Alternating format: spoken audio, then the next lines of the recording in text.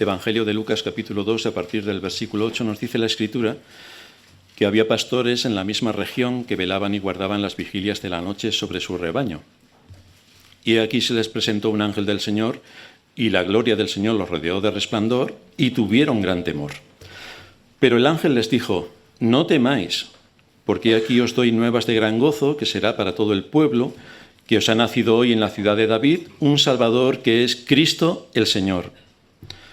Esto os servirá de señal. Hallaréis al niño envuelto en pañales, acostado en un pesebre.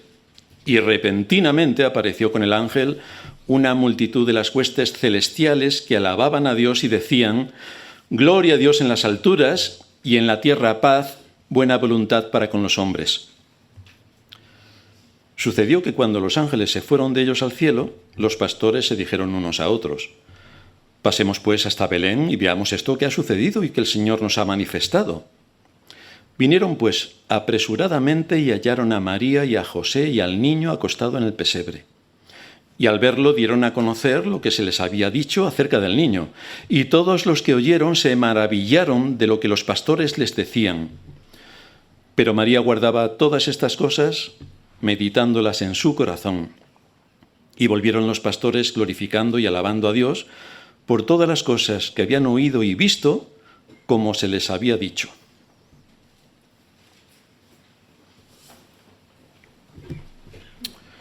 El rey Luis XIII de Francia y su esposa, la reina Ana de Austria, que era hija del rey Felipe III de España, llevaban 23 años casados y no tenían descendencia. Y esto para la monarquía, y más en el periodo de la Edad Media Alta, era un problema bastante grave porque generaba problemas de sucesión. Cuando por fin se quedó embarazada, el acontecimiento fue considerado casi milagroso y fue interpretado como un signo de intervención divina. De hecho, el niño recibió el apodo de donado por Dios. Esto en francés, que como no me va a salir bien, no lo voy a decir. Donado por Dios. Para tal acontecimiento se llevaron a cabo fiestas oficiales en París y, por supuesto, en Versalles. Se le sumaron procesiones religiosas, banquetes extraordinarios, espectáculos y una gran actividad publicitaria. En París se decoraron las calles con arcos triunfales y emblemas dorados.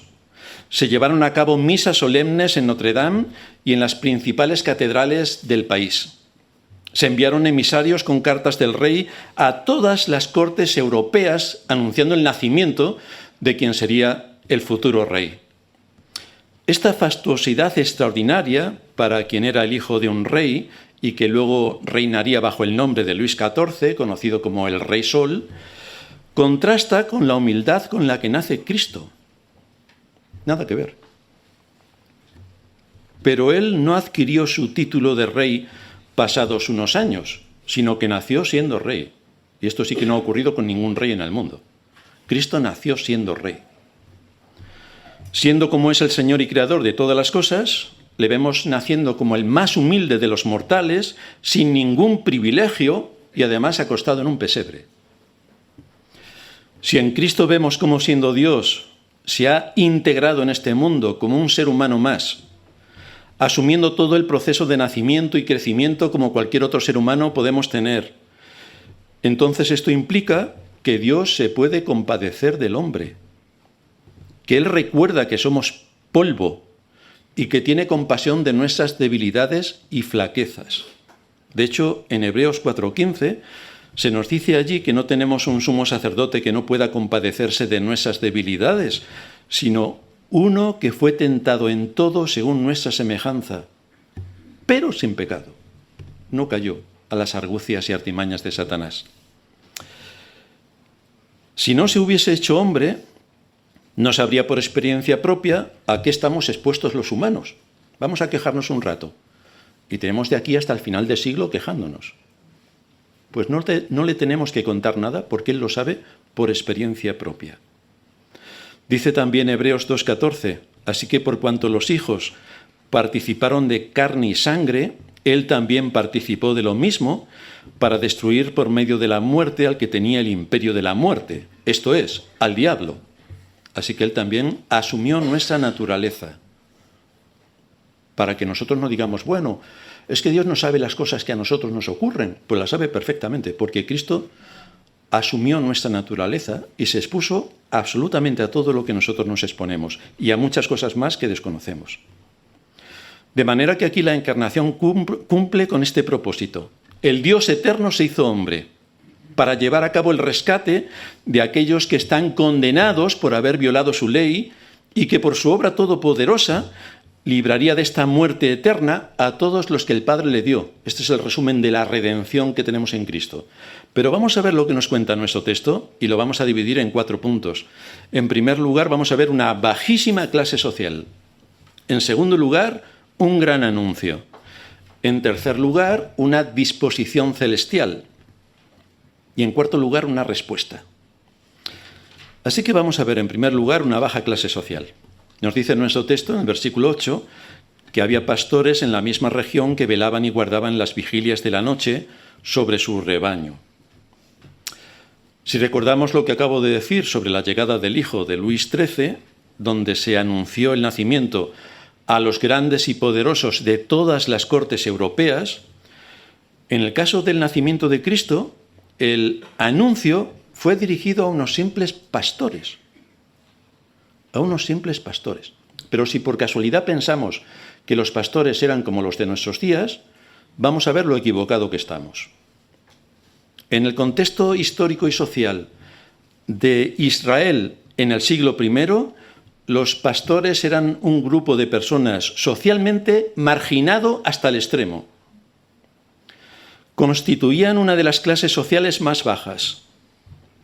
Su trabajo les llevaba a pasar periodos lejos de sus lugares de origen y también esto les alejaba de las actividades sociales y religiosas que pudieran tener en su pueblo natal. Practicaban lo que hoy se conoce como ganadería transhumante. Así que se desplazaban durante semanas o meses buscando buenos pastos para alimentar a su rebaño.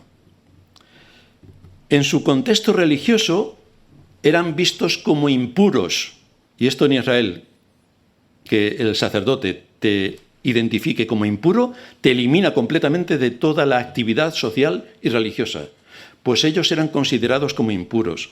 La ley de Moisés establecía que el contacto con cierto tipo de animales y con cadáveres los declaraba ceremonialmente impuros. Pero ellos como pastores estaban generalmente en contacto con animales salvajes que pudieran atacar a su rebaño y, por supuesto, cuando moría alguna de sus ovejas, hacían algo con ella. Por lo tanto, tocaban cadáveres. Ya estaban fuera de la ley ceremonial. Esto les impedía participar en todos los rituales, ya que no podían cumplir con la pureza ceremonial que la ley les otorgaba. En los escritos rabínicos que encontramos de la época, se identifican a los pastores como perezosos y poco fiables, por varias razones. La primera, eran acusados de pastar con sus animales en tierras ajenas sin permiso. Por donde iba el ganado, pues allí arrasaban con lo que había, sin pedir permiso a los legítimos propietarios. Y esto molestaba bastante. Eran sospechosos de hurto y de fraude. Hay algunos condicionantes sociales en algunos grupos étnicos que no hace falta que lo demuestren, ya sabemos que es así. Pues esto es lo que ocurría también con los pastores. Y lo más importante es que no podían ser testigos en los tribunales judíos porque se dudaba bastante de su honestidad, o sea que no podían declarar en un juicio. Pero no es algo sorprendente. ¿Quién se acuerda de Jacob? Que su nombre significa engañador. ¿Y qué hacía Jacob con su suegro?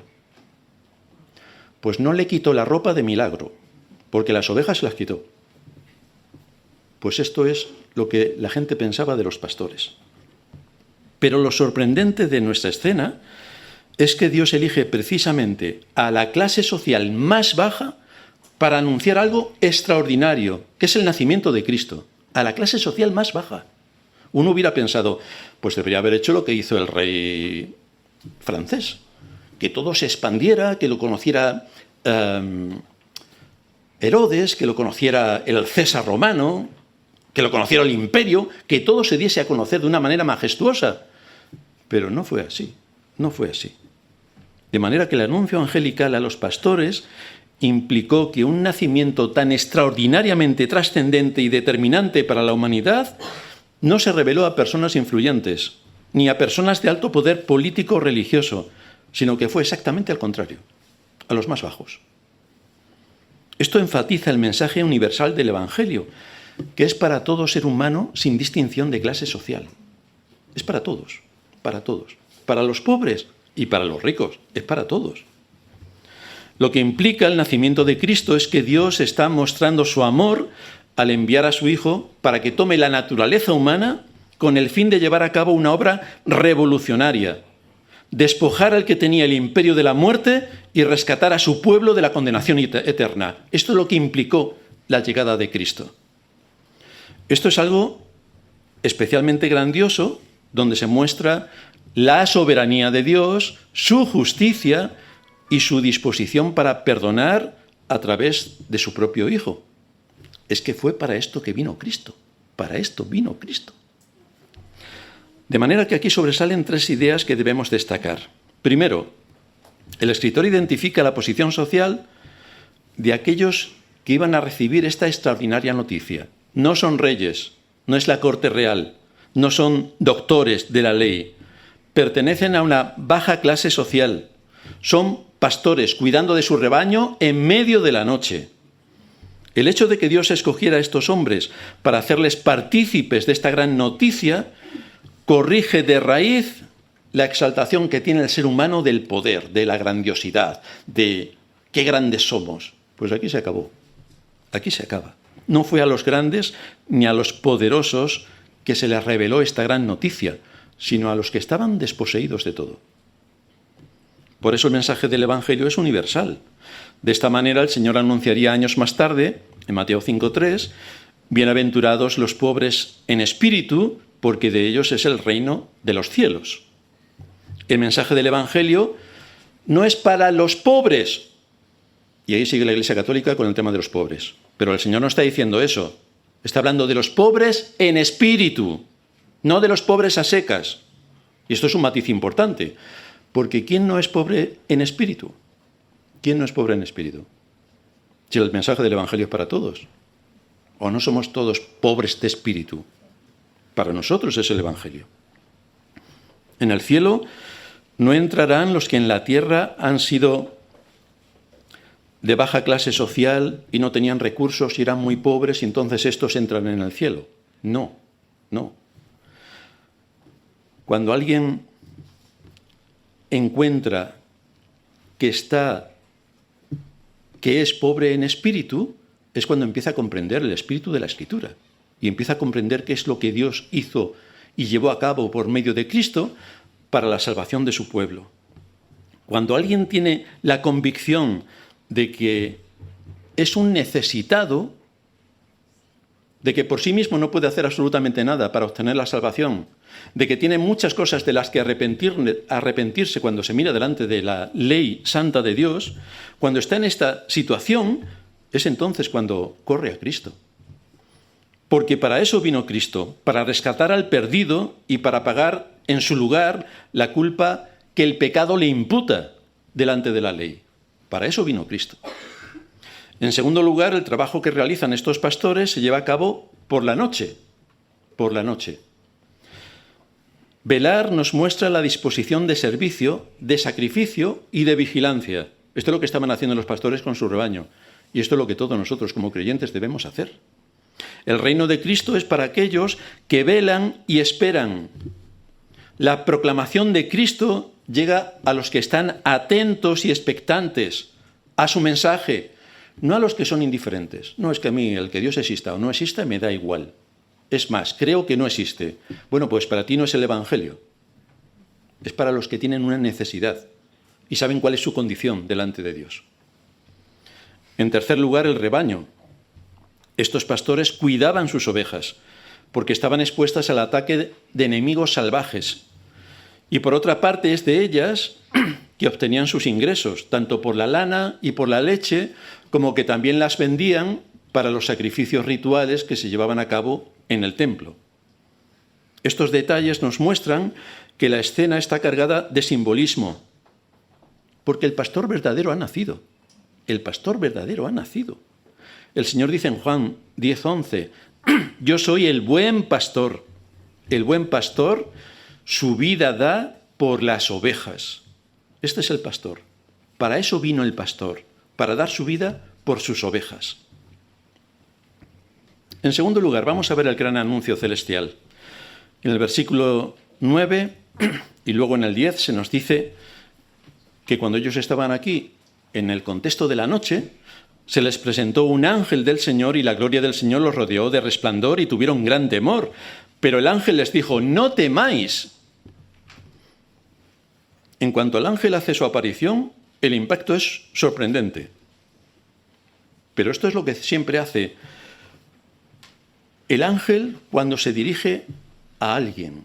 Le dice rápidamente, no temas, no temas. Lo dijo María, lo dirá también en la resurrección, no temas. Y tiene bastante sentido.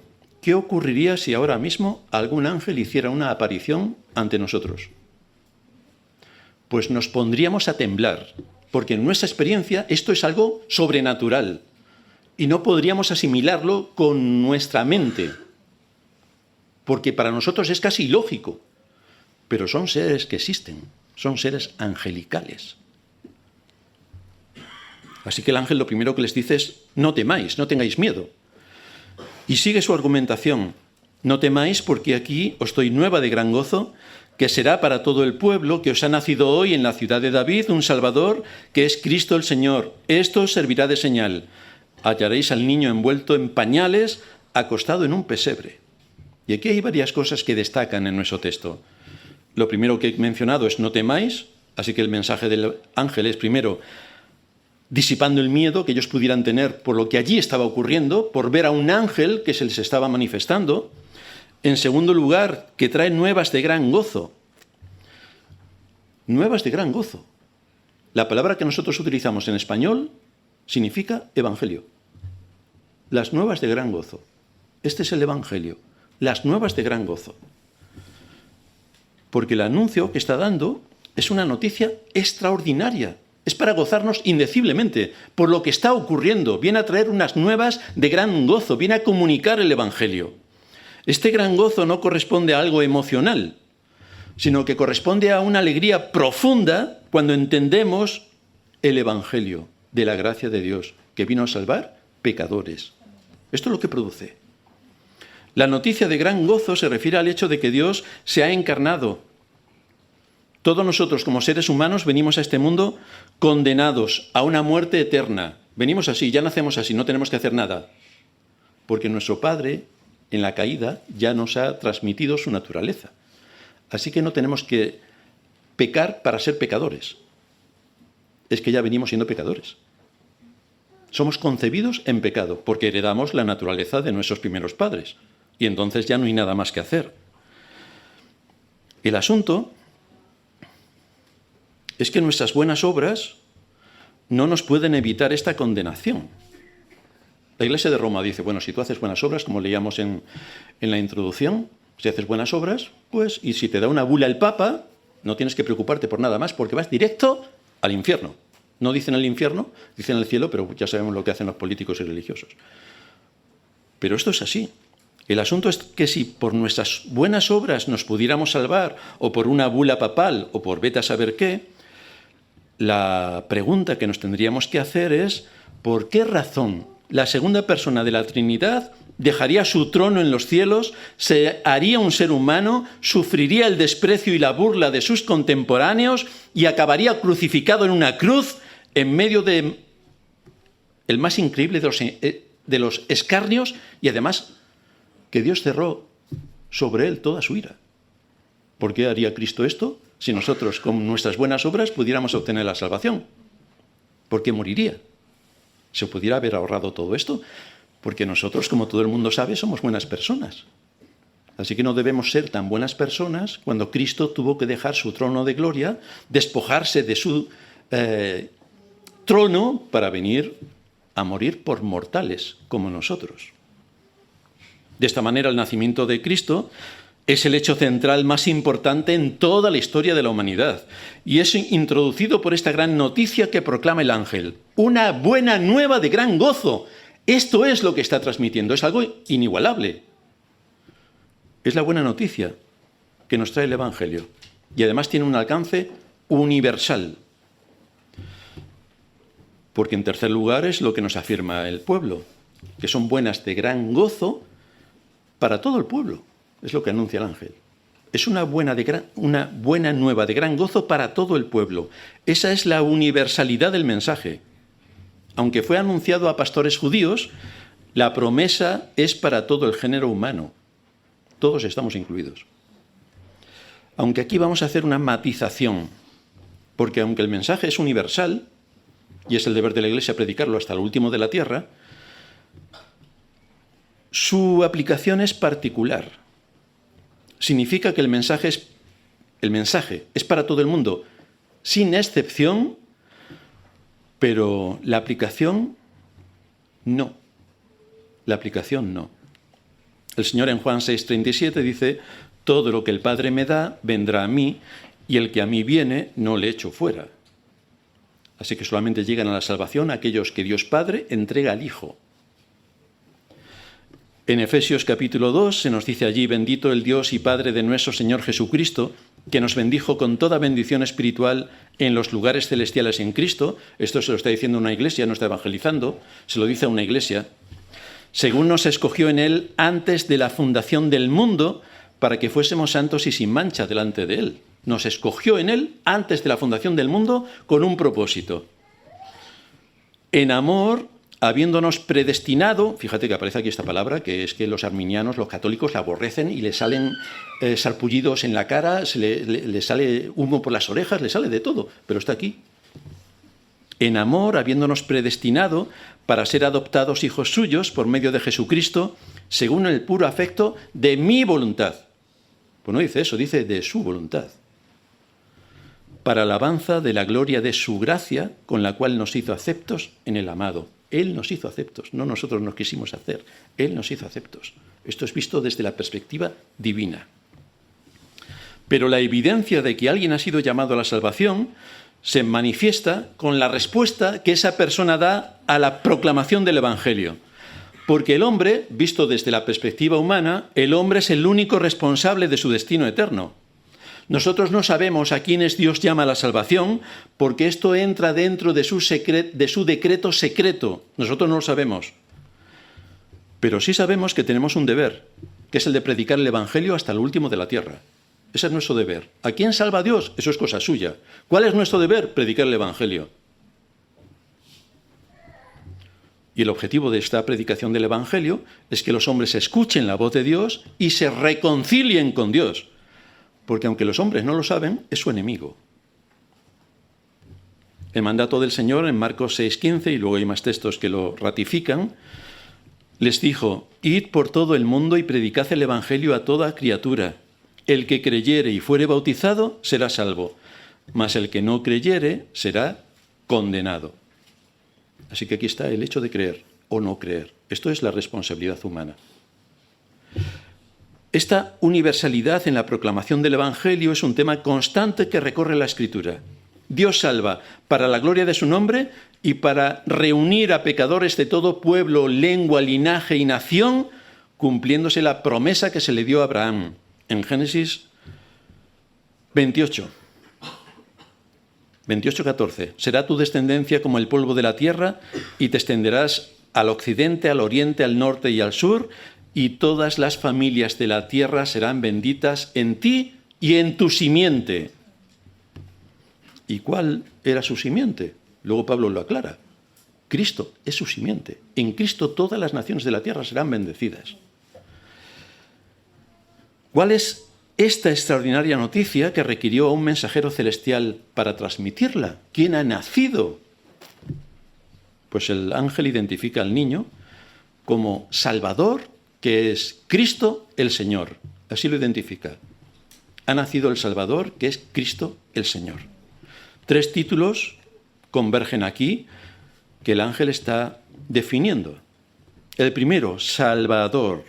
nos revela su obra redentora. La Escritura afirma que no hay otro nombre debajo del cielo dado a los hombres en que podamos ser salvos. No está la Virgen tal o la Virgen cual o las 27 millones de vírgenes, ni los santos. No hay ningún nombre debajo del cielo dado a los hombres en que podamos ser salvos. Solo Cristo salva. Y esto es así porque la situación del hombre es de condenación eterna. Aunque no lo quiera ver por todo el engaño que el mundo produce para negar la existencia de Dios o para manipular su palabra. Pero lo que proclama este anuncio es que Cristo es el único que tiene el poder para liberar a los cautivos de su prisión de muerte y darles la vida. Cristo es el único que lo puede hacer. Lo segundo que afirman los ángeles es que el Salvador es Cristo. Cristo significa ungido. Es el escogido por Dios Padre para cumplir una misión. Y para esto vino completamente capacitado. Nos dice la Escritura que el Espíritu del Señor reposó sobre él. Nuestro Señor es ungido en un triple sentido. Así lo anuncia también la Escritura, como pontífice, profeta y rey. Viene con todas las cualidades que puede tener y necesitar para cumplir con su propósito. Él puede salvar a su pueblo de sus pecados, nadie más. Así se le anunció a María. Llamará su nombre Jesús porque Él salvará a su pueblo de sus pecados, no a todo el mundo, a su pueblo. Nada ni nadie puede librar al hombre de su condenación eterna, solo Cristo, nada más que Cristo. Las buenas obras que alguien pudiera hacer para merecer la aprobación de Dios son radicalmente rechazadas por las Escrituras. Nadie hay en este mundo que no haya violado alguno de los mandamientos de la ley de Dios. A lo que le sumamos que como somos descendientes de Adán, nuestra naturaleza ya nace corrompida, no podemos hacer nada, porque hemos violado la ley de Dios y aunque alguien pueda decir, bueno, como es un niño y tiene un mes de vida, no ha hecho ningún mal, va al cielo. No, hermanos. Nacemos con una naturaleza corrompida. Si va al cielo o no va al cielo es un asunto de Dios. Pero todos venimos a este mundo con una naturaleza corrompida. No tenemos que pecar, como decía antes, no tenemos que pecar para ser pecadores. Pecamos porque somos pecadores. Lo que hace Cristo es que nos libera de la esclavitud a la que venimos sujetos a este mundo, porque por nuestros propios medios es completamente imposible. Por eso la Escritura anuncia que Él ha sido señalado por Dios como príncipe y salvador para dar perdón de pecados. Solo Cristo lo puede hacer. Y finalmente el ángel lo identifica como Señor. Y aquí declara su deidad. Él es el Señor. No es un Señor, es el Señor. Dice el Salmo 72 en el versículo 11. Todos los reyes se postrarán delante de Él. Todas las naciones le servirán. Es el Rey de los Reyes. Su estatus real marca la diferencia con las criaturas. Es el Dios eterno, creador del cielo y de la tierra. El que se ha encarnado ha venido a este mundo para cumplir un propósito específico, liberar a su pueblo de las garras y del imperio de Satanás y traerlo a la vida. Esto es lo que anuncia el ángel. Es un hecho que marca un hito inigualable en toda la historia humana. Adán provocó la caída y arrastró tras de sí a toda la humanidad. Todos los que nacemos después de Adán ya venimos con la corrupción innata en nuestra naturaleza. Pero ahora viene el segundo Adán, que va a restaurar todo lo que el primer Adán hizo. Es Cristo quien de la muerte va a sacar la vida y la inmortalidad por el Evangelio. Esta es la gran noticia que traen sobre aquel que va a nacer. Es Él quien tiene todo el poder para perdonar pecados. Es el que puede rescatar al hombre de su más mortal enemigo, de quien está preso y cautivo. Aunque el hombre en su ceguera mental y espiritual no se quiere dar cuenta. Piensa que es libre. Preguntarle a cualquiera, ¿crees en el libre albedrío? Bueno, es que no le puedes ni hacer la pregunta porque le resulta ofensivo. Por supuesto que ellos tienen libre albedrío. Todo el ser humano tiene libre albedrío, dicen ellos. Otra cosa es si esa es la realidad. La situación del ser humano es un asunto trascendente. Sin embargo, el engaño de este mundo persiste en trivializar la situación en la que el hombre se encuentra delante de Dios. Lo trivializa. O lo reduce al absurdo. Intenta convencer a la gente de que esto que estamos predicando, las Sagradas Escrituras, por las que murieron muchos de nuestros antepasados en la fe, las Sagradas Escrituras no sirven para nada. Es un cuento para los niños que, como decía antes Martín, se lo cuentan para que tengan miedo, para que vean, no sé, de forma ilustrada cómo ocurrió el mundo pasado y qué cosas se llevaron a cabo. Entonces, intentan trivializar todo lo que tiene que ver con la Escritura. Esto desde los poderes públicos. Ahora la pregunta es, ¿cuándo te ha contado el sistema de este mundo la verdad? ¿Cuándo? Dime cuándo. Vamos a hacer un análisis. ¿Cuándo nos ha contado el sistema de este mundo la verdad? Poner las noticias y escuchad a los políticos. Y todo lo que dicen es verdad, de la buena, como dicen los niños. Los intereses políticos lo corrompen todo. ¿Tú crees a los políticos? Bueno, y a la mayor parte de la religión. ¿Tú lo crees? ¿Ves la coherencia entre lo que han prometido en sus campañas electorales y lo que han hecho? A rajatabla lo han cumplido, vamos. Aunque les corten el cuello, han cumplido a rajatabla lo que dijeron que iban a hacer. ¿Ves cómo ayudan para el bien común a los ciudadanos?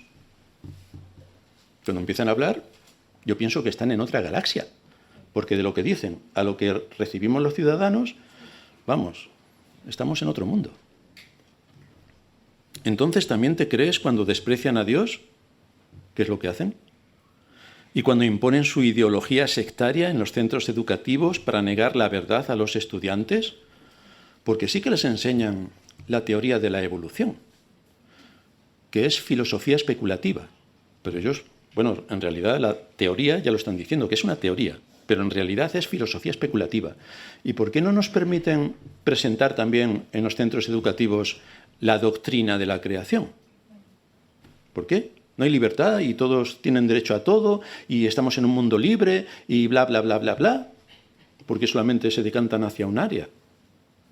¿Por qué reniegan de Dios? ¿Por qué intentan aniquilarlo por todos los medios? ¿Por qué trivializan su palabra? ¿Por qué la desprecian? ¿Por qué se mofan de ella?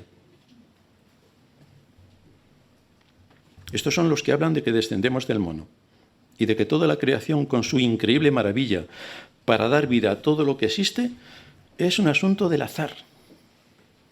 Pero todo esto lo dicen para despojarle a Dios de su trono y de su poder creativo.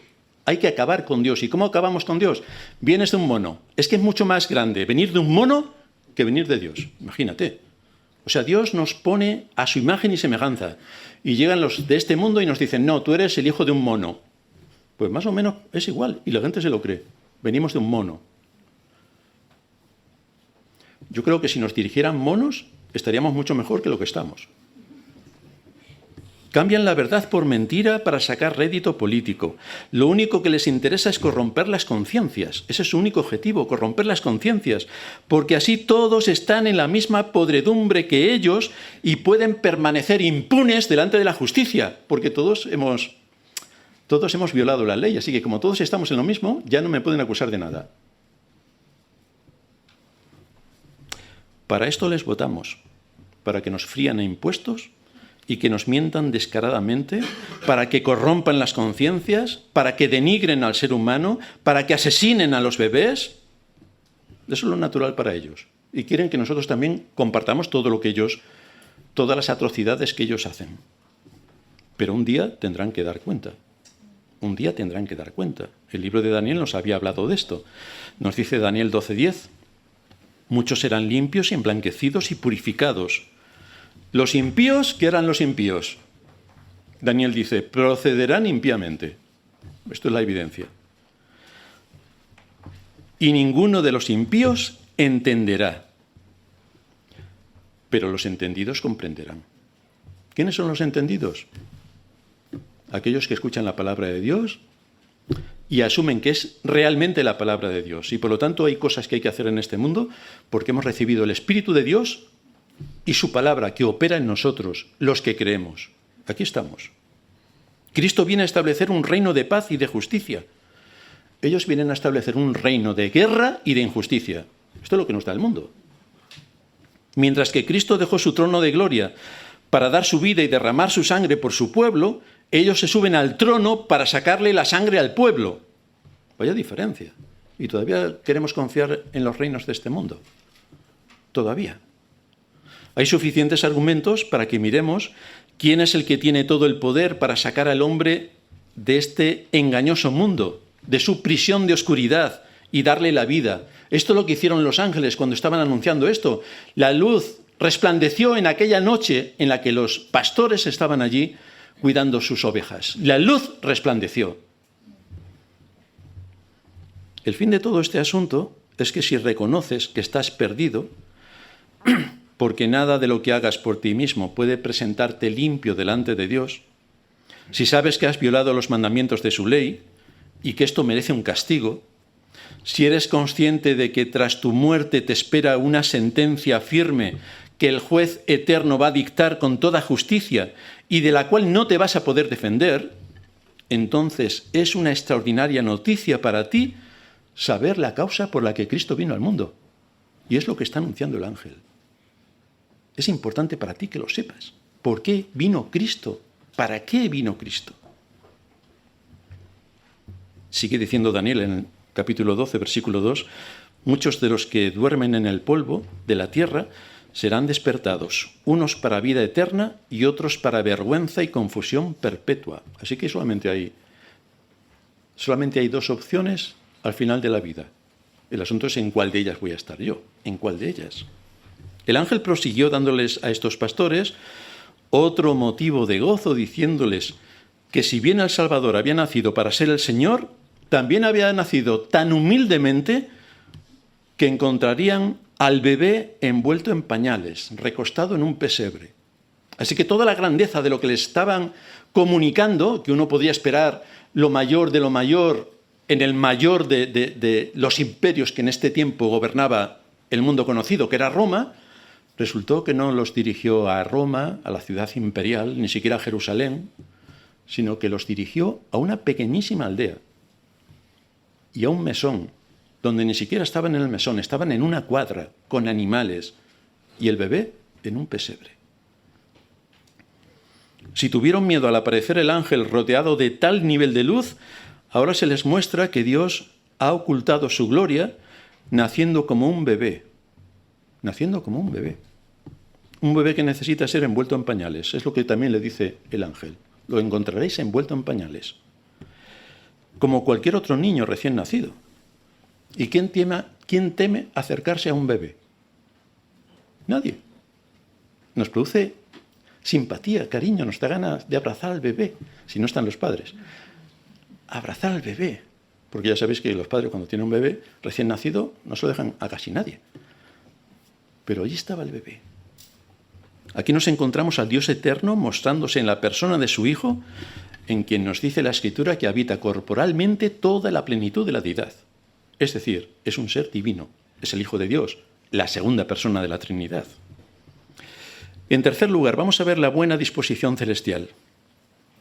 Porque después de que un ángel les anuncie esto, resulta que repentinamente apareció con el ángel una multitud de las huestes celestiales, alabando a Dios y diciendo: gloria a Dios en las alturas y en la tierra paz, buena voluntad para con los hombres.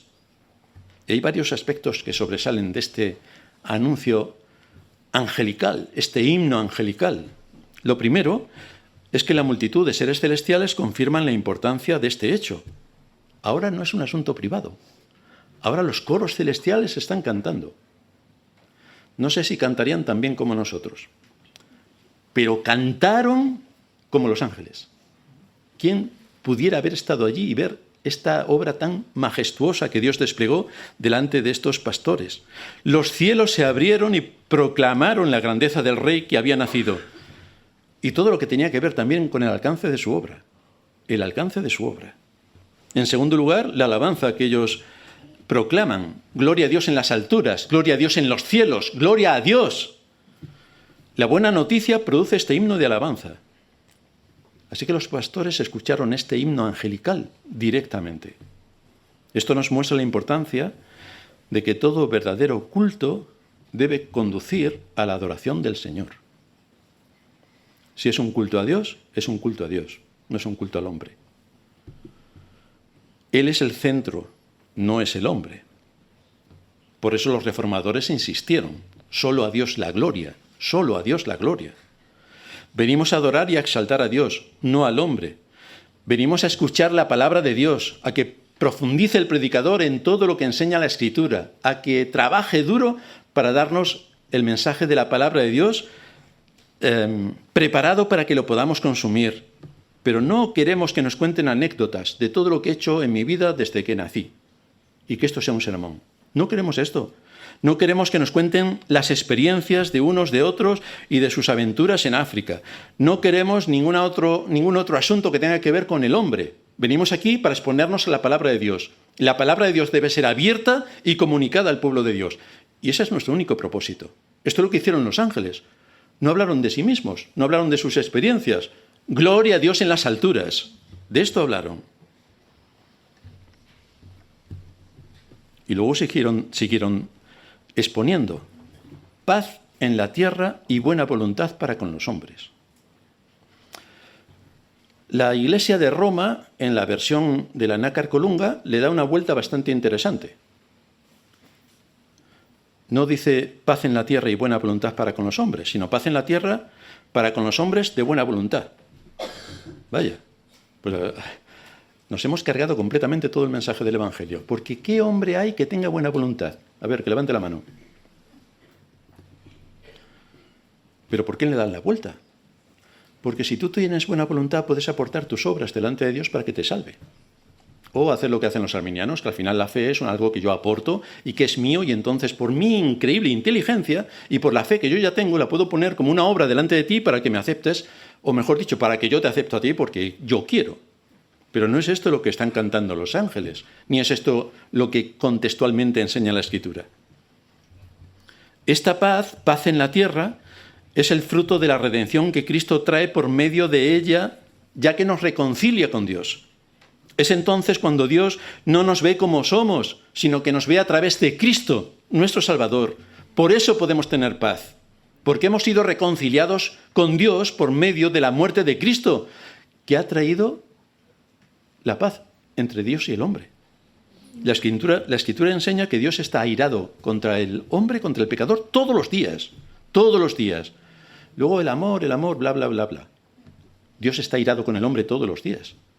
Si la única forma que tenemos de acercarnos a Dios es a través de Cristo, nuestro mediador. Si no es por Cristo, no nos podemos acercar a Dios. Porque Dios aborrece el pecado y aborrece al pecador. Solamente podemos entrar en su presencia si Cristo es nuestro mediador. Solo. Él vino a pagar por nuestros delitos. Y para ello requería asumir la pena impuesta por la ley, que es la pena de muerte.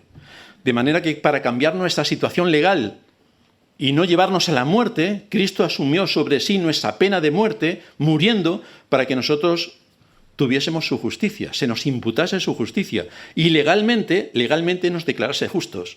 Por eso podemos entrar delante de Dios y llamarle Padre, por lo que Cristo hizo. Para eso vino.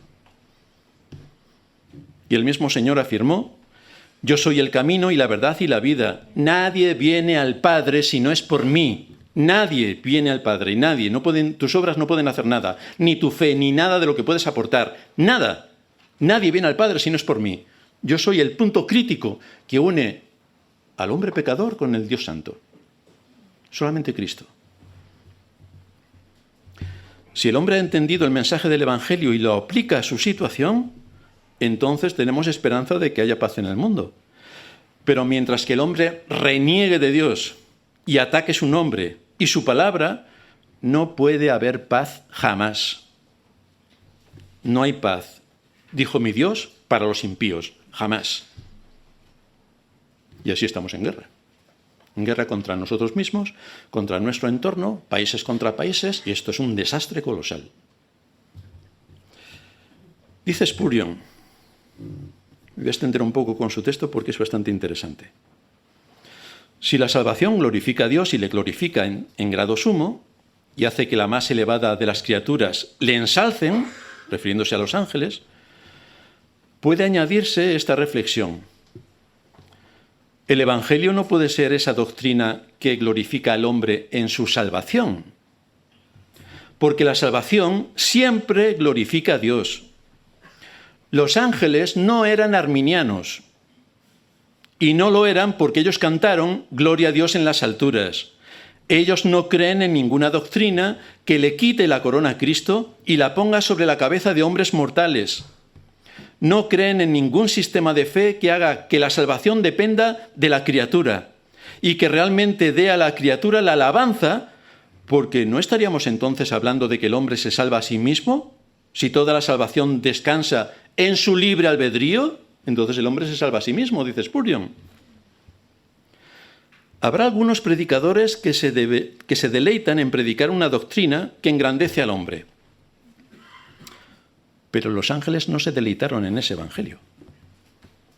Las únicas buenas nuevas que hicieron cantar a los ángeles son esas que ponen a Dios primero, a Dios por último, a Dios en medio y a Dios sin fin en la salvación de sus criaturas, y que ponen la corona entera y únicamente sobre la cabeza de quien salva sin ayuda, Cristo. Por eso cantaron los ángeles, gloria a Dios en las alturas, porque ha tenido misericordia de nosotros y nos ha enviado a Cristo.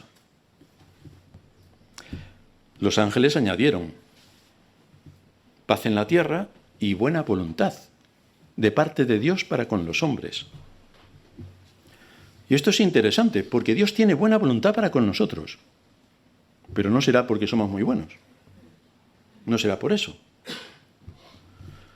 A pesar de nuestra situación, donde hemos transgredido toda su ley, hemos atentado en contra de su voluntad, hemos hecho mal al prójimo, hemos mentido, hemos violado todos y cada uno de los mandamientos, a pesar de esto, Dios tiene buena voluntad para con nosotros. A pesar de todo, Dios tiene buena voluntad para con nosotros. Él ha dicho bajo juramento, vivo yo, dice Jehová el Señor, que no quiero la muerte del impío, sino que se vuelva el impío de su camino y que viva. Este es el mensaje que proclama el Evangelio. Es un mensaje universal. Su buena voluntad se muestra cuando, a pesar de ser el hombre como es, le llama para que se arrepienta. Le llama. Venid luego, dice Jehová, y estemos a cuenta. Si vuestros pecados fueran como la grana, como la nieve serán emblanquecidos. Si fueren rojos como el carmesí, vendrán a ser como blanca lana. ¿Y quién lleva a cabo todo esto? Cristo, que nos limpia por medio de su muerte y nos perdona nuestros pecados.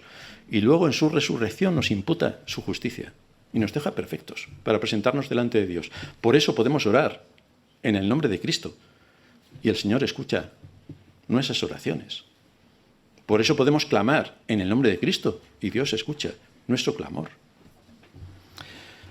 En cuarto lugar, vamos a ver la respuesta. Porque nos dice el versículo 15 que sucedió que cuando los ángeles se fueron de ellos al cielo, los pastores se dijeron unos a otros, pasemos pues hasta Belén y veamos esto que ha sucedido y que el Señor nos ha manifestado. Vinieron pues apresuradamente y hallaron a María y a José y al niño acostado en el pesebre. Así que vemos aquí que la respuesta inmediata de los pastores no fue, bueno, a ver si mañana tengo ganas. Es que ahora no tengo tiempo. ¿Os suena familiar esto? Hay que hacer algo. Pues es que voy muy mal de tiempo. Y con esto, es que es fantástico para no hacer nada. Pues resulta que los pastores no hicieron esto. La respuesta inmediata de los pastores nos muestra una fe activa. Vamos a ver qué es lo que ha ocurrido. Nos están anunciando esto los ángeles. Vamos a actuar inmediatamente. Y aquí tenemos una gran lección, porque la fe verdadera se dirige siempre hacia Cristo. Quienes han sido llamados por la gracia de Dios no son contemplativos. Actúan. Hay algo que hacer en este mundo. En mi familia, en mi trabajo, conmigo mismo, hay algo que hacer. Entonces, cuando yo he comprendido, o a través del mensaje de la palabra, hoy encuentro que hay cosas nuevas que he aprendido, las tengo que aplicar de forma inmediata. No puedo decir, bueno, a ver si tengo tiempo, a ver si me apetece, a ver si me entran las ganas, a ver si te vas al infierno. Si además nos fijamos en lo que aparece en esta escena, nos encontramos que no esperaban asistir a un espectáculo, como esperan muchos que asisten a las iglesias de nuestros días. Un espectáculo. Viene aquí el showman mayor de Reino Unido. ¡Bien! Todo el mundo a la iglesia. ¿No viene? Pues no va nadie. Pero entonces, ¿a quién venimos a escuchar? Venimos a escuchar al hombre, claro, no a Dios. Porque la Biblia se abre, las Escrituras se abren cada día del Señor. Se abren las Escrituras. Da igual quien predique. El asunto es que se predique de la palabra. Y da igual quién predique. Si está Martín, o está Yusnel, o está cualquier otro hermano, da igual. El asunto es, las Escrituras se han abierto, han afectado nuestra conciencia, nuestro corazón, hemos sido exhortados, reprendidos, alimentados, porque de esto se trata. Así que ellos no esperaban asistir a un espectáculo como el que a muchos les gusta ver en una iglesia. Tampoco esperaban asistir a un mitin político. Simplemente fueron a ver al niño, al que había nacido.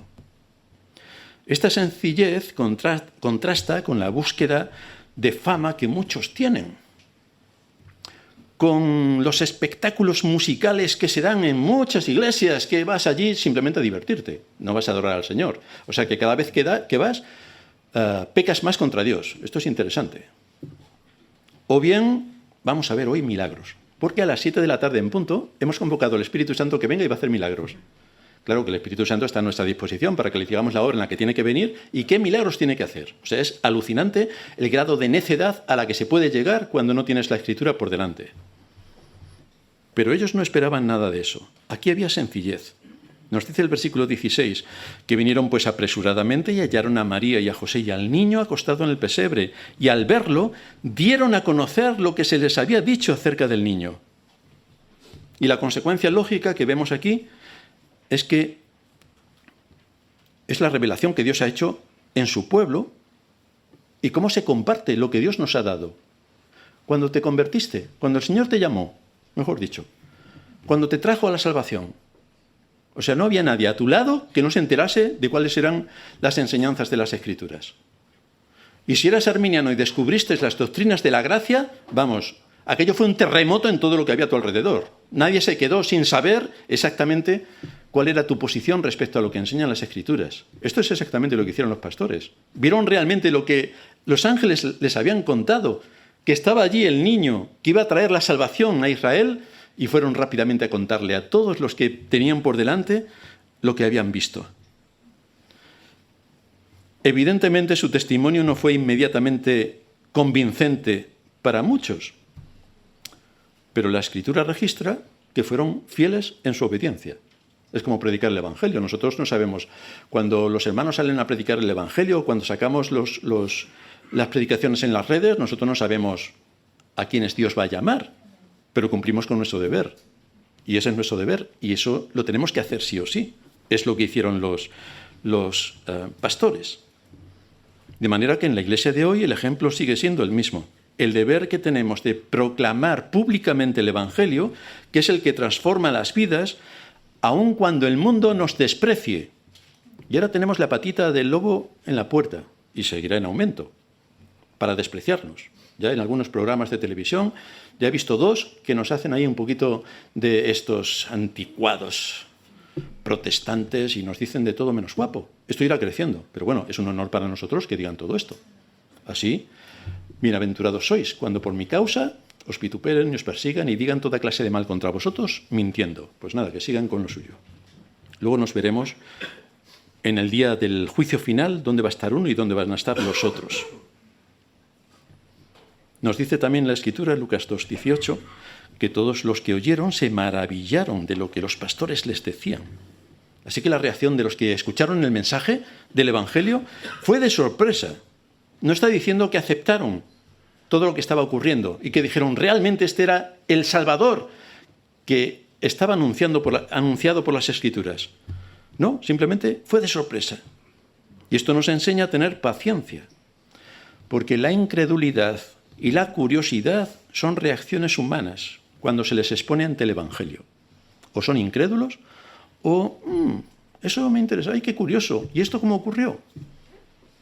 Pero nosotros debemos poner la semilla del Evangelio. Hasta ahí llega nuestra responsabilidad. Luego Dios sabrá qué hace con esa semilla, porque Él es el único que la hace crecer. Nosotros no, pero Él sí. Así que ahí se queda.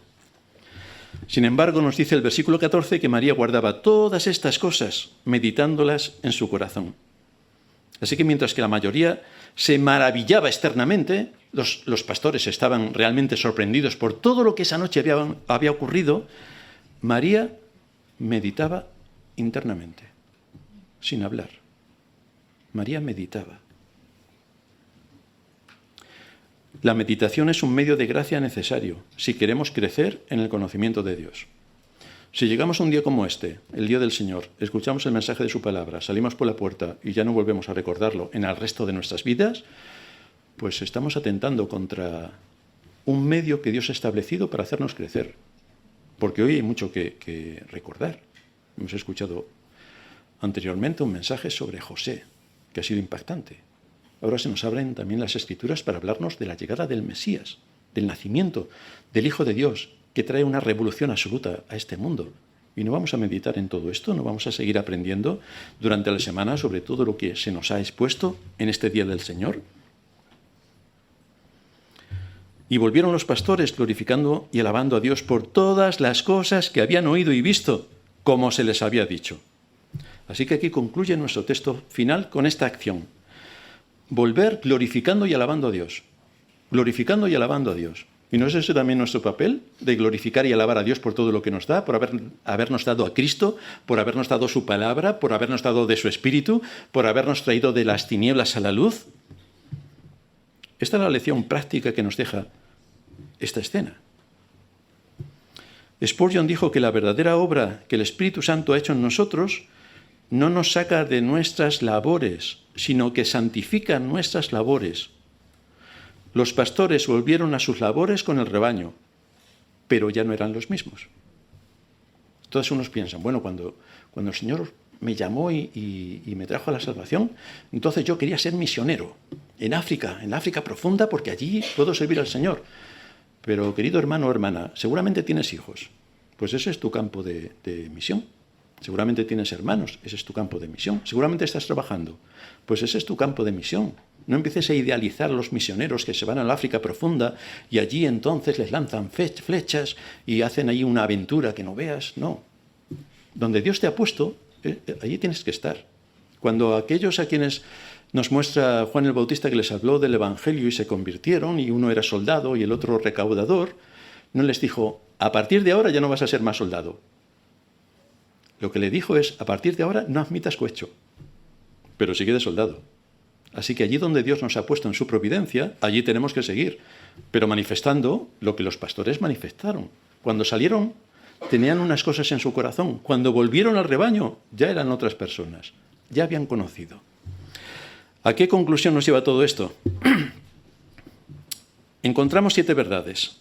La primera, que la encarnación fue un acto soberano de la gracia de Dios, porque en su eterno consejo eligió encarnarse para llevar a cabo en Cristo la salvación de su pueblo.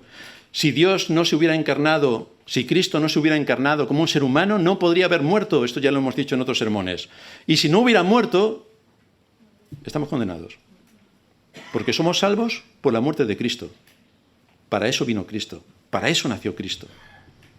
En segundo lugar, debemos velar con esperanza, al igual que lo hicieron estos pastores. Nosotros debemos ser vigilantes en la oración y en el estudio de las Escrituras. Así que no temas las noches de la vida, porque Dios está en medio de tus noches. Y de tus noches de la vida, que son noches, también está Dios ahí en medio. En tercer lugar, actúa con humildad delante del Señor. Mira cómo Él escogió a hombres humildes para revelarse. Y a lo que nos lleva la Escritura es a que aceptemos la palabra de Dios humildemente. Porque Dios es el soberano. Nos tenemos que acercar con humildad a Dios. No a los hombres, no aquí con la humildad falsa que se encuentra en muchas ocasiones dentro del entorno religioso. No es de eso que está hablando la Escritura, sino humildes delante de Dios, sabiendo quiénes somos nosotros y quién es el Dios eterno ante quien nos postramos.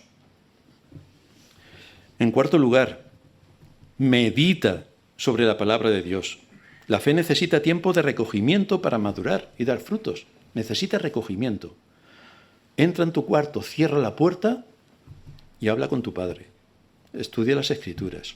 En un lugar donde nadie te moleste, donde puedes estar a solas, concentrado en todo lo que Dios tiene que decirte. En quinto lugar, evangeliza sin temor a los que tienes a tu alrededor. Los pastores anunciaron lo que vieron. No dijeron, ahora vamos a irnos no sé dónde a predicar. No. A los que estaban a su lado. A ellos les predicaron. Y nosotros como iglesia debemos proclamar el Evangelio con valentía, aun cuando el mundo se ría. Pues que se ría. Pero nosotros seguiremos manteniendo nuestro nivel y nuestra posición, porque para esto nos llamó el Señor. En sexto lugar, adora solo a Dios. Si la encarnación del Hijo de Dios produjo cantos celestiales, nuestros cultos deben ser profundamente adoradores. Debemos cuidar como Iglesia de que la predicación, los himnos y la oración tengan un solo objetivo: la gloria de Dios, la gloria de Dios. Nada que exalte al hombre. Y en séptimo lugar, aplica toda esta enseñanza en tu trabajo. Como los pastores que volvieron a sus rebaños, glorificaron a Dios, nuestro trabajo es también un lugar donde servimos a Dios. Porque el cristiano convierte su oficio en un área de servicio para el nombre de Dios. Y ahí tenemos que estar centrados.